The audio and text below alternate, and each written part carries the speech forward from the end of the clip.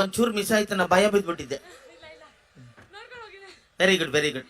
ನಿಮ್ಮ ಕಡೆಯಿಂದ ಮಾತು. ಎಲ್ರಿಗೂ ನಮಸ್ಕಾರ.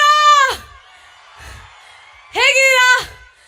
ಇಷ್ಟು ರಾತ್ರಿ ಆದ್ರೂ ಇನ್ನೂ ಇರೋದಕ್ಕೆ ತುಂಬಾ ತುಂಬಾ ಥ್ಯಾಂಕ್ಸ್.